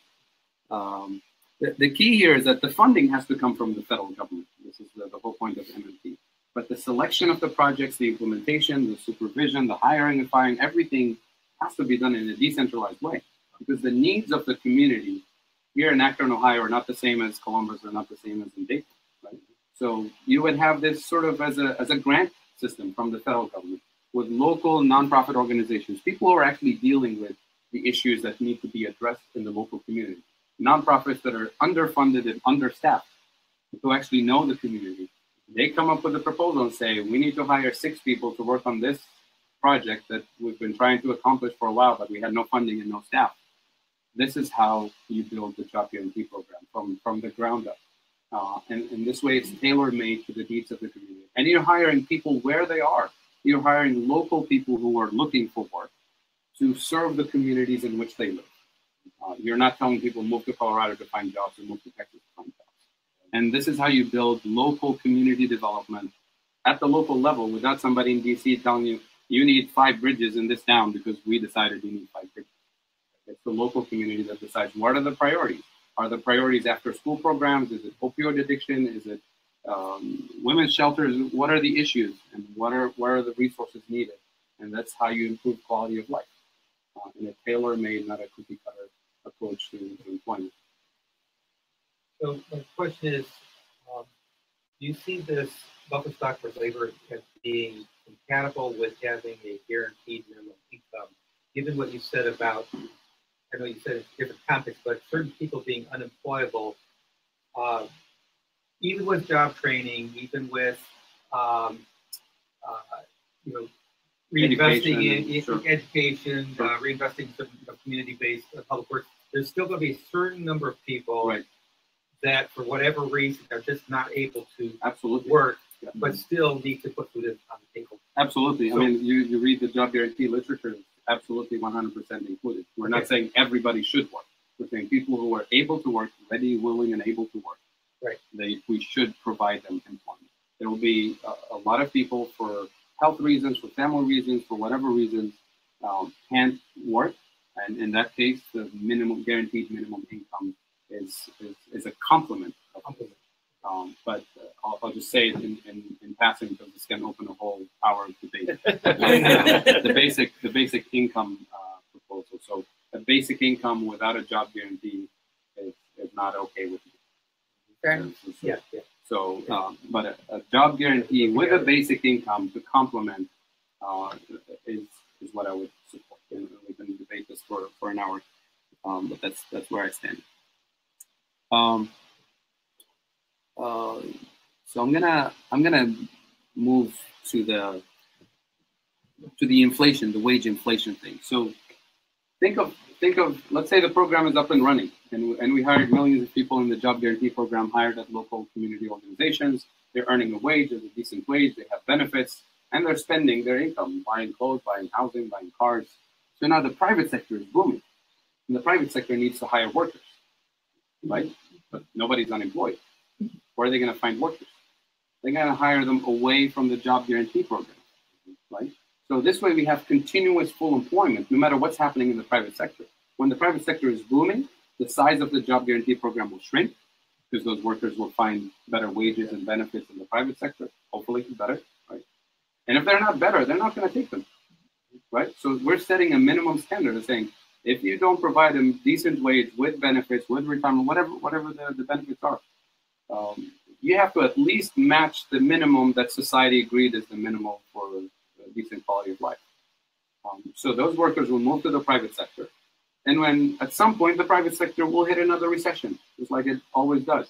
But in this case, those who are laid off from the private sector are not going to become unemployed. They're going to go back to the job guarantee sector, which will expand during bad economic times for the private sector. So the buffer expands and shrinks with the level of activity in the private sector. But this provides continuous full employment. Nobody falls through the cracks. Nobody loses their skills and skills depreciate. We don't go into that vicious cycle of more unemployment and more crime and more violence and more domestic violence and suicide. All of these things that happen with. By the way, all of these studies are in the medical literature, not in the economics literature, which is telling in and of itself. So that's the idea of the counter-cyclical nature. But now, once we set that minimum wage that we want to set for the job guarantee, why would that be inflationary? Let's say our minimum wage. Let's say we start with today's minimum wage, $8 an hour, with benefits. If Walmart or McDonald's wants to hire workers away from the community job guarantee program, they're going to have to match at least the same wage with the same benefits, right? Or they have to offer them some sort of perks, a uniform or a car ride or whatever. But if we set the minimum wage to $15 an hour, which I think where it should be as a minimum, with all the benefits for working full time, health benefits and retirement benefits and so on, then we're telling the corporate world that nobody's going to work for you unless you pre-distribute. Actually take care of them? Right. Sorry. So it's a question of distribution. I mean, there's been studies the last few years looking at Walmart and Target and all the usual suspects that people say they can't afford, this new minimum wage. Well, if your business model is based on slavery wages, then you should go out of business. Right? Yes. Right? That's not how we ended slavery. Of course, the business model of the slave masters was successful because it was based on cheap labor. And what society said is that this is not an acceptable business model. You should go out of business if you can't pay people. And that's the argument we should make. So they move their production and assembly operations into prison, and they pay prisoners $1 a day. $1 is a good wage in prison these days, even less. And then they will turn around and say, well, if they go out of business, then their everyday low prices will hurt the poor because they will not be available. It's continuation. It's nonsense. I mean, if you want, if you keep, I mean, this is a whole set of discussion about, the financialization of the economy, the absentee owners, and what people expect in terms of returns on investment. Well, we have, and this is not something that the system was born with. The system was not like this 50 years ago, 30, 40 years ago. It was made into this, and now we're told that it can't be any other way. And people say, well, maybe it can't. Maybe that's it. Maybe there's nothing we can do. That's what Margaret Thatcher said from day one. She said, there is no alternative. She made it up. She made the system this way. I mean, she imagined the system this way. There's no reason for the system to remain this way. So in terms of corporate CEOs and Walmart are still existing as a business, but with fewer profits and with better wages and better benefits, I would say that's a good thing. So this is starting a whole conversation about, Can Walmart afford this? Of course it can. The CEOs don't need to make $10,000 a minute. Exactly. So there's a whole question about distribution of income and balance of power and lobbying and the whole thing. So it doesn't have to be inflationary. But if we allow them to keep the power they have, and then they'll put pressure on prices and say, well, you see, you wanted full employment, now enjoy the inflation. Right? It doesn't have to be that way. So this is a progressive agenda that's not done by 5 people in Washington, D.C. This is a grassroots movement to undo a lot of the existing structures, including corporate power. Now I know why the pill is so easy to swallow. I thought this way for a long time. Let's see. I think I mentioned quite a bit of this. Training and education is part of this. So the idea that Hyman Minsky and others said, take workers as they are with any level of skills and build the skills up. So it's not like the job guarantee. You can't tell people you have no education, no skills, so you have to remain unemployed. That defeats the whole purpose. I think I mentioned this. So there's a long list of slides with examples of what the job guarantee would look like, and I'm not going to go through all of them. And they're not. This is not a comprehensive list. This is just to give you an idea of what. But again, the jobs will be determined at the local level. I have no idea what the local community in Akron needs, but the local people here, the NGOs and the nonprofits that have been doing this work for decades, they know exactly what's needed, and they know exactly where to find people to hire them. In proselytizing for this, people are always discomfited by theory. So they want to say, give me an example of when this worked. Is it close enough to say that the things that were done in the New Deal with the CCC, absolutely. Can we give them numbers and say, hey? Sure, absolutely. There's lots of studies. Okay. Speaking of numbers, so can we afford it? Yes, we can. So for a minute, forget about the whole MMT thing. Let's say we're not part of the whole MMT thing, and we want to know how much this will cost, for dollars. And let's see if we can actually afford it, right? So the numbers I have here, I ran these numbers in 2008, 2009, like at the peak of the crisis, I think 2010. I said, let's do this. Let's do a job guarantee with 3 different wages for skilled workers, semi-skilled workers, and workers with basic, modest level of skills. And let's pay them a generous living wage, $15 an hour, $18 an hour, $21 an hour. And let's say, and I didn't take the official number of unemployed. I took the discouraged workers, all the categories that the BLS doesn't actually include in the official unemployment statistics, but the BLS tells you the numbers. People who are employed part-time for economic reasons, people who can't work because they have family responsibilities, because they can't afford childcare or elderly care. So I took a bunch of those groups and I said, let's take the maximum number of people, 20+ million people. Let's see how much it costs. Assuming these costs, 23.4 million people working 40 hours a week based on those wages. These are people that are outside of the working. Yeah, these are unemployed plus people who are not counted. Let's say, retirement benefits, healthcare benefits, all of these things. Let's make it as generous as you want it to be for a progressive agenda. And let's see how much this costs.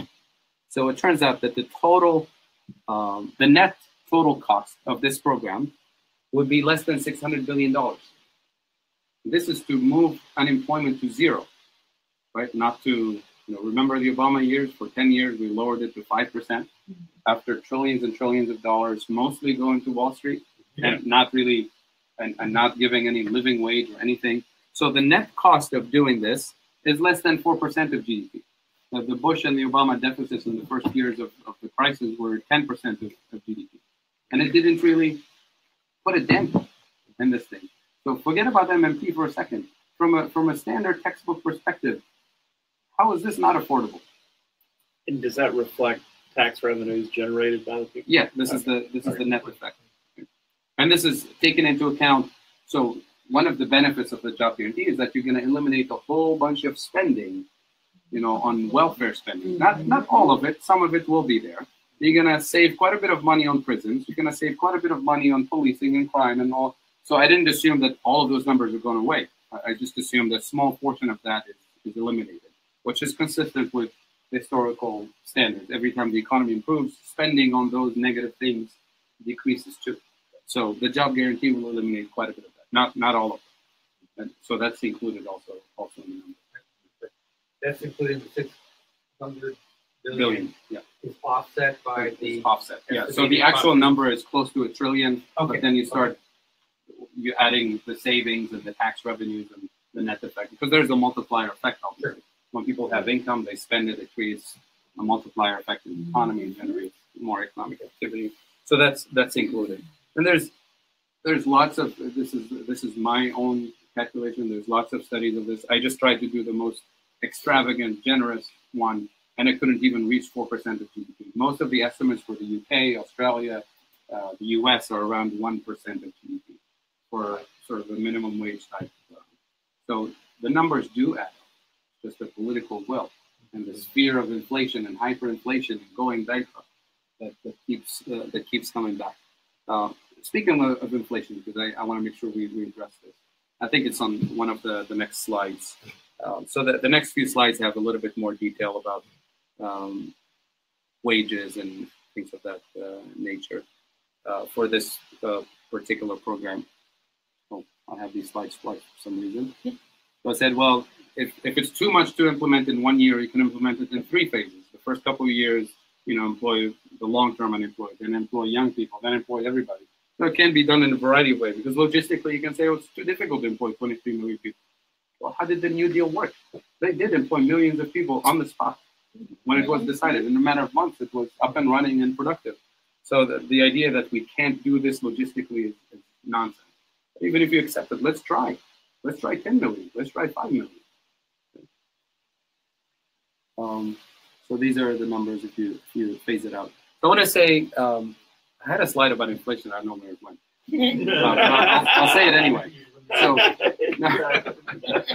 I'll say it anyway because it's important. So people who say Zimbabwe is hyperinflation and way more republic, there's actually a study, not by us, not by the MMT people, by of all people, by the American Enterprise Institute or the Cato Institute. They looked at all the cases of hyperinflations in the history of the world, and they actually came to MMT conclusions. In every single one of those, it wasn't that the government was printing too much money. It was a loss of productive capacity or breakdown of the political system and the economic system.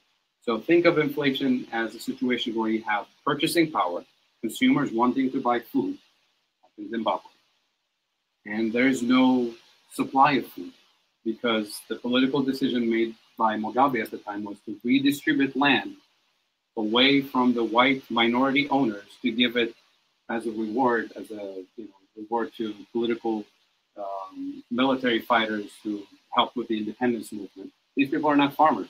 So from day one, there was a massive agricultural failure, right? The productive capacity, agriculture-wise, was just not there, but the demand was still the same.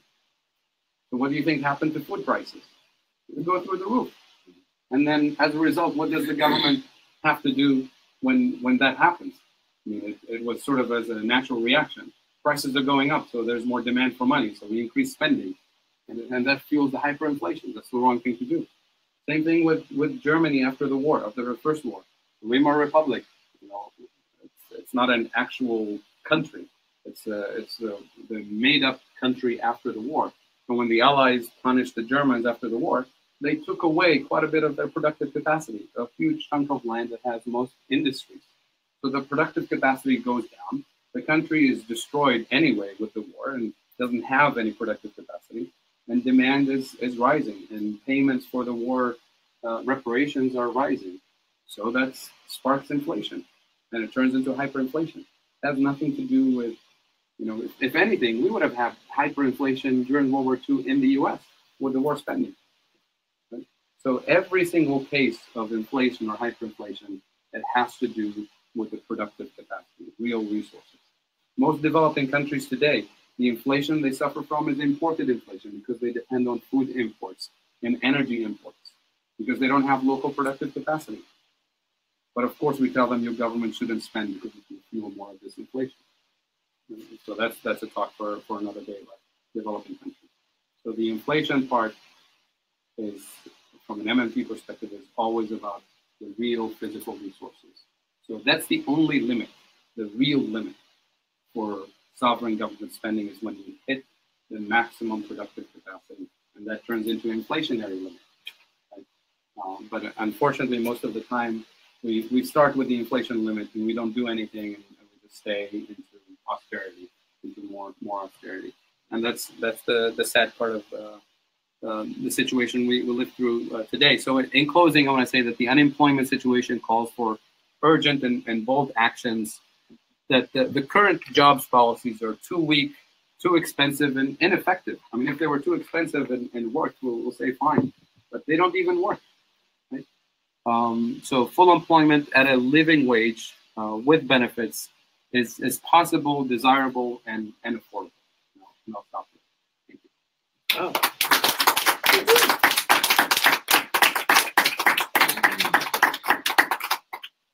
I'll be happy to take questions. I don't know how much time we have, but we'll take questions from the audience. We'll take questions from Steve. Yes, please. Have you ran any cost estimates at a local or state level where tax revenue would have to be raised to implement like a job guarantee program? And is that at all feasible in any situation? I haven't done it myself, but I've seen some case studies. In most cases, a friend of mine ran the numbers for Columbus a couple of years ago. 1% income tax, additional income tax would fund close to a full employment program. Not with all the benefits that I described here, but it was the idea was to target this for returning citizens, people who come out of the prison system and can't find work, can't find housing, can't find anything to address that particular problem. So at the city level, at the local level, again, you're not a sovereign issue of the currency, so you have to raise tax revenues. So it's a question of distribution. It's a question of what are the priorities? Are the priorities building a stadium or addressing unemployment or vice versa? So a lot of city governments and politicians think that if we build a stadium, it's going to create jobs. It's going to create jobs for skilled workers, for people with middle income. It's not going to address the issue of returning citizens, or people who have high school dropouts with no experience, with all kinds of women and minorities. Those groups again are left behind. And when you boost economic activity the traditional way, you boost the traditional groups and you leave everybody else behind. So the job guarantee is designed specifically to be the safety net. Of course, if you're an engineer, you lose your job, you can always get a job at a job guarantee. Very likely that you're going to find employment pretty quickly. You're not going to stay in the community employment program forever. But it's there as a safety net for everybody. So it's primarily benefiting people who are left behind by economic activity. So at the city level, it has to be designed and negotiated accordingly, resetting the priorities for city spending. I was going to say a little bit about how does one roll this out? Like you said, grassroots effort and that sort of thing. How does it get rolled to the top? Like, what can we do? So first is to get the federal government to recognize how it spends and to act accordingly, right? We experienced this a few weeks ago when we increased military spending by $600 billion.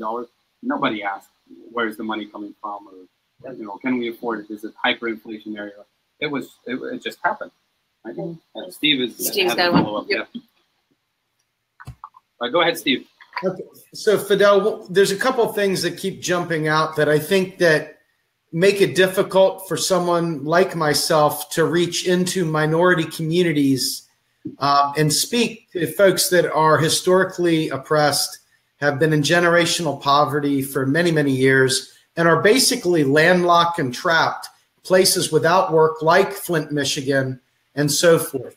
Can you please make the case that for minority communities that are deeply impacted, number one, how MMT and knowledge of MMT assists them in achieving the life and policy goals they have, as well as how the federal job guarantee directly impacts that the inequality, if you will, or the lack of opportunity in those communities?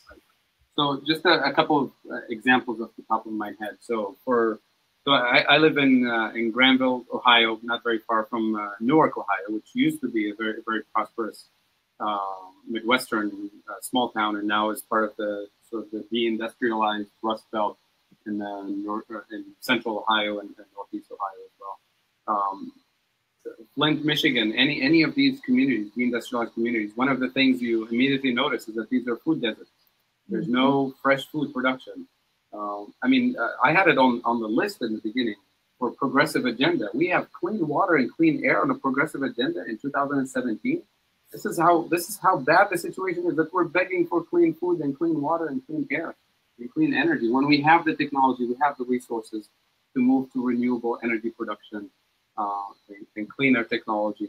So for the smallest community groups in the most landlocked areas that Steve described, you can think of community organizations saying, we're gonna do urban farming, we're gonna do aquaponics farming, we're gonna do a different kind of energy production. We're going to recreate, retell the story, the history of this. We're going to create ecotourism circuits for the deindustrialized Midwest. There's ways of using unemployed labor and local resources to create value, to create a different kind of economic activity that gives people jobs and fresh food and employment where they are, without telling people you have to move to Cleveland or Columbus to find jobs. So there's the infrastructure in terms of water infrastructure, in terms of roads and highways. There's all kinds of things in terms of schools. A lot of the schools are underfunded and understaffed. After school programs in every small community have been pretty much eliminated. Local theater groups have disappeared, where communities used to have thriving arts and festivals organized year round. There's lots of ideas for recreating a better quality of life in the smallest town you can imagine. So the only real deficits that we have to worry about is not really the government deficit. It's the deficit of ideas, that we've been taught and told this whole time that there's no other way, that those places are just doomed, and to the point that people started believing it. And what MMT allows us to do is to open up the possibilities and say, the funding is available. What are your ideas? How can we turn this place around? If you have a blank check from the federal government, and if you have a credible idea with the people who are committed to implement it, we'll fund you. And we'll start seeing things to change. I just wanted to say how great this has been. Honestly, I just came because my friend Michelle was sponsoring something. I didn't have time to look it up. So just the discussion has been much more intelligent than anything I've seen in public discourse in the last decade. And I'm not even kidding. So thank you for all of this. But as a successful trial lawyer and very rarely successful politician, in trying to get someone to accept an idea, you need a grappling hook to throw over the barricade. And so the thing that I thought that was most poignant to me, because I didn't know much about it, when you made the analogy about, well, we all accept that it's okay to have a buffer for corn, why would we not have a buffer for the most precious commodity?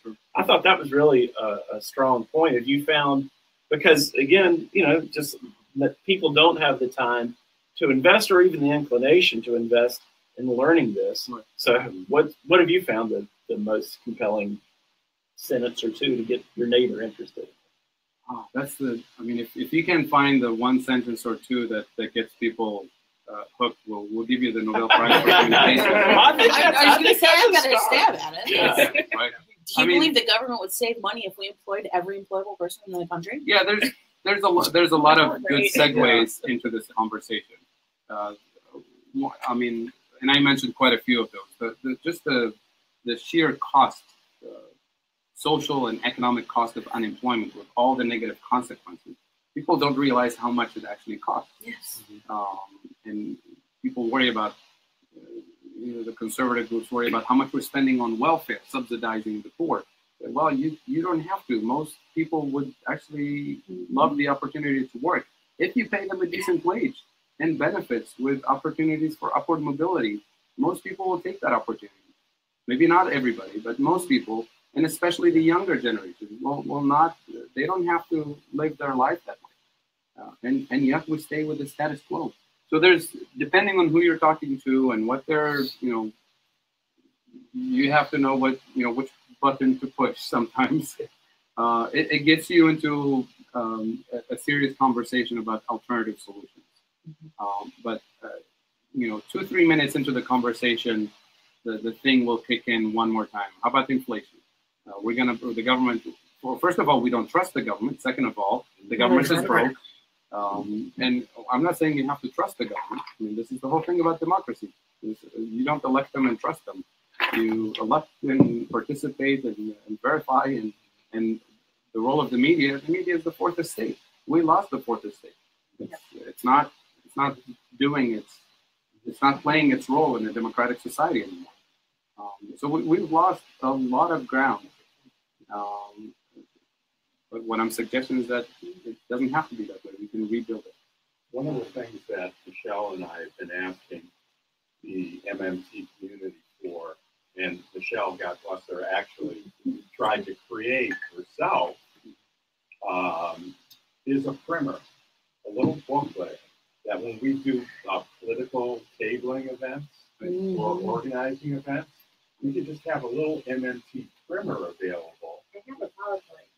Yeah, and Reader's just Digest. point your neighbor or whoever you're having a conversation with to a couple of things and sort of open the conversation. Sure. Steve, are you hearing this? Steve, are you with us? I am. I muted myself. So yeah. Well, I hope you're taking notes because this is important. Yeah. Definitely need that.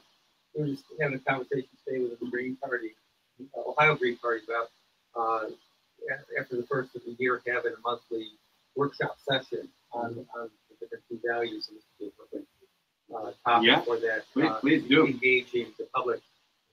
The question I had, you ended on talking about productive capacity as being kind of that ceiling, maybe movable ceiling, but a point, a bifurcation point where you start getting into inflationary pressure. And I'm wondering how that ties into sustainability, because you're describing some of the targeting of public investments. My language, but I think we're talking about the same thing around the guaranteed job program into urban areas. The earlier question into food, productive food deserts and so forth. It seems like an agenda for building sustainability. Right. Sustainability is also about recognizing limits. Right. Exactly. And so I'm glad you bring this up. Yeah. So help me, if you will, to understand the relationship between your concept of the limits of productive capacity, as you laid it out there, and real limits in terms of sustainability and carrying capacity of our planet. Absolutely. So we're thank you for bringing this up, because this is definitely one of the. I represent the Binzagr Institute for Sustainable Prosperity, and this is one of the core principles there is ecological sustainability.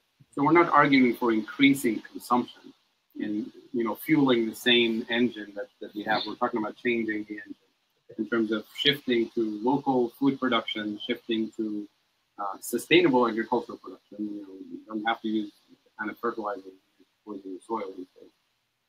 But also restructuring the energy production system in the U.S. in particular to clean and sustainable energy. There's massive potential for employment in that area. Well, that would be the New Deal of the new energy ways. The Green New Deal that the Green Party is talking about, but the Green New Deal that the new is unfortunately about taxing the rich to fund the Green New Deal. We tried several attempts with some of our green friends to get the MMT story to the core of the Green Party proposal, but we're still working. We're not losing hope. We still have space and opportunities to collaborate in that area. But the key is not to increase the tool. Economic growth for the sake of economic growth is no good. Right. We're changing the variables, the target variables, which is quality of life. What are the things that improve quality of life? Jobs with decent wages, with health benefits, with retirement benefits, that improves quality of life. But growth for the sake of growth. We've had it for a long time. It doesn't improve quality of life, at least not for everyone. That's the problem. I know I watched Stephanie Felton's video she had, which is on YouTube, it's called Angry Birds, but she had a segment where Ben Bernanke was interviewed by Scott Pelley in 60 Minutes, and Scott Pelley asked Ben Bernanke, is that taxpayer money that the Fed is spending? And Ben Bernanke replies, no, we simply use the computer to mark up the size of the account. Yeah. So I think when people say, like, oh, you just want to print money, to my understanding, it's mainly electronic. There's no printing of money. Steve has another question too. Oh, okay. Steve. Steve, go ahead. So, Fadhel, one of the concerns that we have is in dealing with the Green Party. They have obviously adopted a full reserve, positive money, AMI approach to their economic foundations, but they're solving problems that don't exist, beginning with things like ending the fractional reserve system, or taking away the private Federal Reserve's right to print money, and how the United States has given up its rights to do all this stuff. There is a point of irrationality that it seems to be something that we stumble into far more often than we'd like. What has been your experience in dealing with irrational, almost religious belief systems that have come into play as it pertains to economics? Because this, quite frankly, is the bane of my existence at this point. Yeah. Well, I haven't had to deal with this sort of face to face. I think that it comes from good intentions, but it's aimed at completely the wrong target. As I mentioned in the conversation early on, when you try to separate the financing of the good progressive agenda from taxing the rich and taxing the banks and all that, we have to focus on that separation. And then I think the AMI group, and especially the positive money group, I mean, it comes from good intentions. They're worried about inequality and injustice and all that, but they're aiming at the wrong thing, and they're using the wrong tools, the banking money multiplier and all that stuff. It's my only advice is really to engage with us and read the literature from progressive people who are on your side, on the same side, and see if we can have a common understanding of what money is, and what the Federal Reserve is, and what central banks do, and then how we can use those institutions that are owned by the public. I mean, they say it's the public's money, and they say these are public institutions. We agree. I mean, the Fed, well, some of them say the Fed is a private institution owned by some conspiracy group. But I mean, look at the legal system, look at the bylaws, look at the details. I mean, the legal scholars that are part of the MMT community are the best people to speak on this. But I just invite everybody to engage at a serious level of conversation, reading the literature and reading the details, and join forces, because this is not benefiting anybody by having a large contingent of the progressive community just go after the wrong issue with all the good intentions. Steve, if it's okay with you, I'd like to cut it off here. Fadhel does have a 2-hour drive back home, and we have to do cleanup here in our venue. But the people that are here, I'd like to encourage them to continue to formally ask questions as we sort of clean up. Yeah. All right. So with that, let me just then thank Fadhel. Thank you so much for joining us here at Real Progressives. There's been a wealth of information imparted, and everybody, I mean, tons and tons of people have really enjoyed this. So once again, thank you so much for the opportunity. Hopefully we can do this more often, not just with you, but with all the others, so that we can keep getting this message out. Got a large audience, and people are hungry for knowledge, man. Thank you so much, Fadhel.